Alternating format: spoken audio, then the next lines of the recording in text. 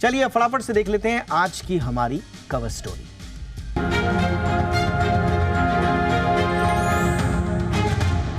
तो मॉल में जाकर शॉपिंग करनी हो या फुटपाथ पर फल सब्जियां खरीदना हो, हर भारतीय पेमेंट के लिए आजकल यूपीआई का सहारा ले रहा है।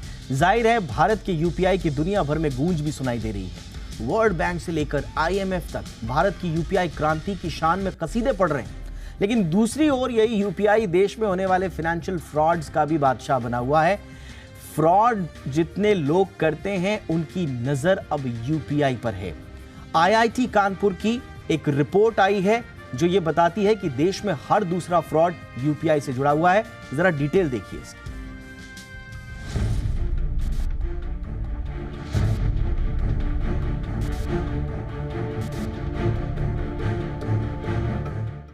यूपीआई हर हाथ तो फ्रॉड करने वाले पात पात। ये बात हम नहीं बल्कि आईआईटी कानपुर की रिपोर्ट कह रही है। आईआईटी कानपुर की ओर से तैयार a deep dive into cyber crime trends impacting India नाम से जारी रिपोर्ट में यह खुलासा हुआ है। ये रिपोर्ट बताती है कि देश में हर दूसरा फ्रॉड यूपीआई से जुड़ा है।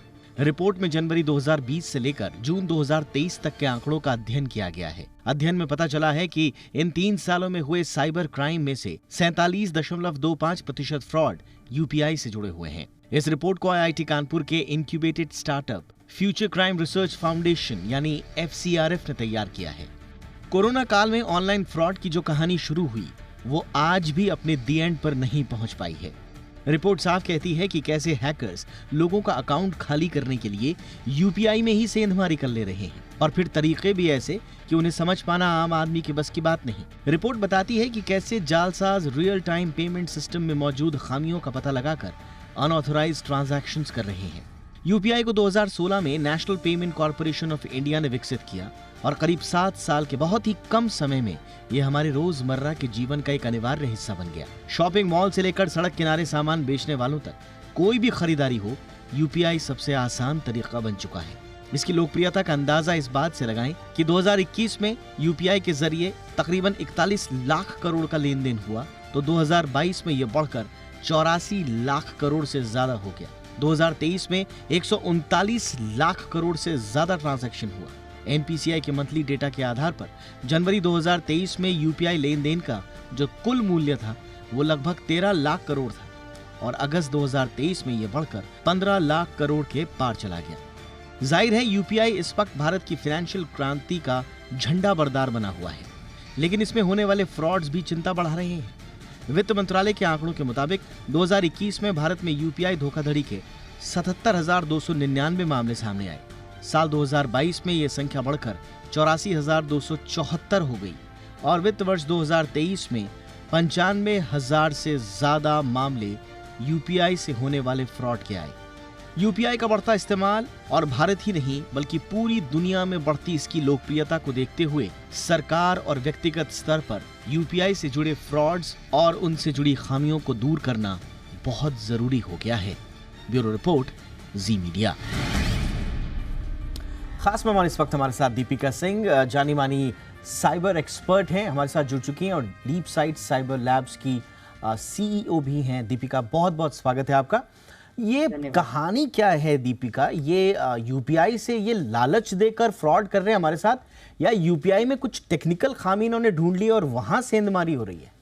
जी, तो दीपक जी, जब भी कोई यूपीआई रिलेटेड फ्रॉड केस आता है, हमारा यही स्टैंस है, यूपीआई में कोई तकनीकी प्रॉब्लम नहीं है। इनफैक्ट अगर मैं उसका कॉन्ट्ररी बोलना चाहूँ, UPI is ahead of its time, क्योंकि जितने सिक्योरिटी मेजर्स हमने यूपीआई टेक्नोलॉजीज में देखे हैं, जहां तक कि डिवाइस बाइंडिंग की बात हो गई कि एक ही यूजर एक ही टाइम पे अपने मोबाइल पे यूपीआई इस्तेमाल कर सकता है, क्यूआर कोड्स की बात हो गई, इसमें ये सारे सिक्योरिटी मेजर्स डाले गए थे। लूप होल यही था कि बिकॉज इतनी सारी अच्छी टेक्नोलॉजीज इसमें यूज की गई थी, अनअवेयरनेस के चलते हुए जालसाजों ने उसमें लूप होल्स देखे और वो लूप होल्स कई समय तक एक्सप्लॉइट किए गए। कुछ नॉर्मल स्कैम्स जो यूपीआई के इसमें हमने देखे गए, उस पर मैं थोड़ा प्रकाश डालना चाहूंगी। पहला था क्यूआर कोड स्कैम, कि क्यूआर कोड होता किसी और कंपनी का था या किसी और जालसाज का था, पर वो दिखाया जाता था कि वो एक लेजिट क्यूआर कोड है और वो सिंपल एक क्यूआर कोड प्रिंट करके चिपका दिया जाता था on the original QR code. दूसरा था जो कि बहुत ही पॉपुलर हुआ था कि जब पैसे लेते समय या देते समय पिन कब एंटर करना है, उसकी एक कंफ्यूजन के टाइम पे जो लूप होल था उसको एक्सप्लॉइट किया गया था। जालसाज बोलते थे कि आप हमसे पैसे ले लीजिए और उसके लिए आपको पिन एंटर करना पड़ेगा। तीसरा था यूपीआई इम्पर्सनेशन का, जहां पे जितने भी फेक नेम्स उन लोग कर पाए जो कि बहुत ही रियलिस्टिक दिख रहे थे, जो popular temples, popular gurdwaras, popular organisations का नाम उन्होंने इम्पर्सनेट करके एक क्यूआर कोड बना लिया, तो लोगों को लगता था वो एक लेजिट एंटिटी को पेमेंट कर रहे हैं। एब्सोल्युटली। इन सब लूपहोल्स का इस्तेमाल करके यूपीआई फ्रॉड्स बहुत सारे हुए। इसीलिए ये डेटा रिफ्लेक्ट कर रहा है कि देश में हर दूसरा जो साइबर क्राइम हो रहा है वो यूपीआई से जुड़ा हुआ है। लेकिन दीपिका जैसे बता रही है, कोई टेक्निकल खामी नहीं है। ऐसा नहीं है कि फ्रॉड उसमें यूपीआई में घुस जाएंगे, कुछ टेक्निकल, वो आपकी लापरवाहियों और छोटी छोटी ट्रिक्स के जरिए फ्रॉड कर रहे हैं। लेकिन इसमें करना क्या है आपको, दीपिका से भी पूछेंगे। और थोड़ा सा एक स्टोरी हम भी आपको दिखाते हैं कि दिन ब दिन शातिर होते जा रहे ऑनलाइन फ्रॉडस्टर्स से बचने की कोई रॉकेट साइंस नहीं है, ये कोई मुश्किल बात नहीं है। आपको छोटी छोटी बातों का ध्यान रखना है। क्या है वो बातें, देखिए।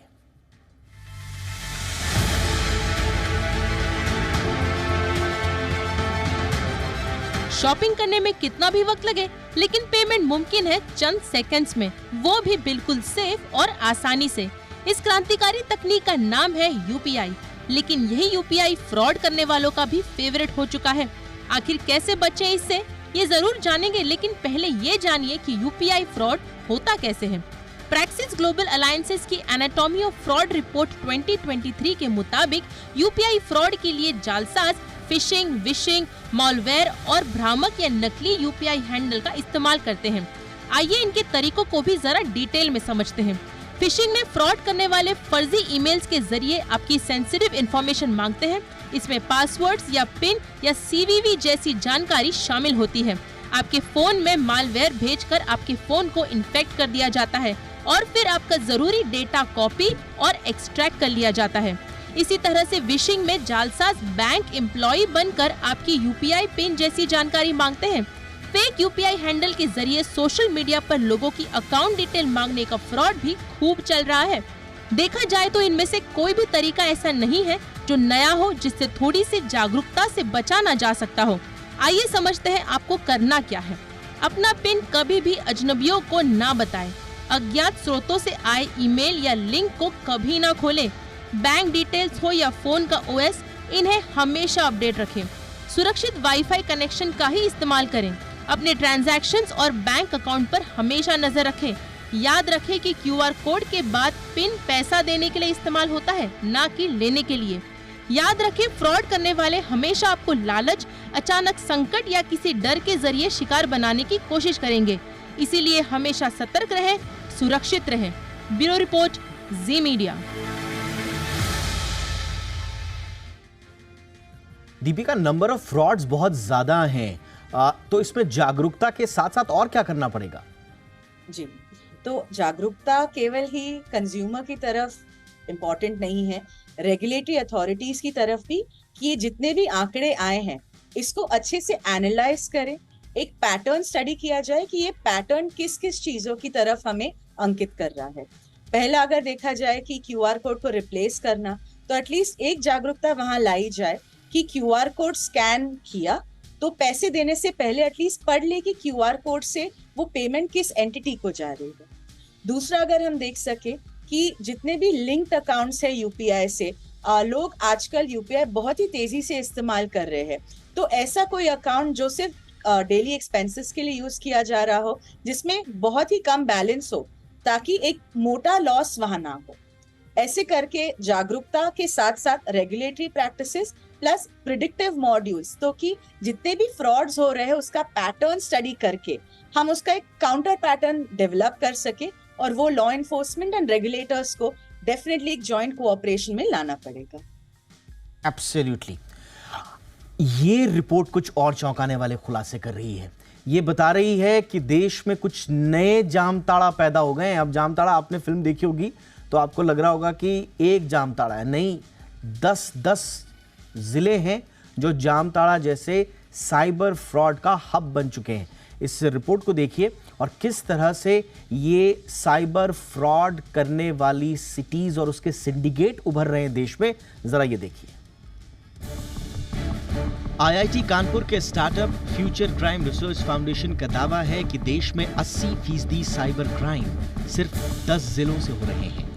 ये जिले हैं भरतपुर, जहां कुल मामलों में 18% मामले हैं, मथुरा में 12% मामले, नूह से 11%, देवघर से 10%, जामताड़ा में 9.6%, गुरुग्राम में 8.1%, अलवर में 5.1%, बोकारो में 2.4%, करमाटांड में 2.4% और गिरिडीह में 2.3% मामले सामने आ रहे हैं साइबर क्राइम के। इस तरह देखें तो मामलों में टॉप कर भरतपुर ने कुख्यात जामताड़ा का ताज छीन लिया है। मीडिया में जारी स्टडी के अंशों के मुताबिक ऑनलाइन प्लेटफॉर्म्स पर वेरिफिकेशन प्रोसेस और केवाईसी की वजह से अपराधियों को फर्जी पहचान बनाने में मदद मिलती है। इससे लॉ इन्फोर्समेंट एजेंसियों को भी उन्हें ट्रेस करना मुश्किल होता जा रहा है। यही नहीं, ब्लैक मार्केट में रेंट पर मिल रहे सिम कार्ड्स और फर्जी अकाउंट्स के जरिए भी ये साइबर क्रिमिनल गुमनाम होकर ठगी को अंजाम दे रहे हैं। और इस बीच उभरते एआई की वजह से अपराधियों के लिए साइबर क्राइम करना और भी आसान हो गया है।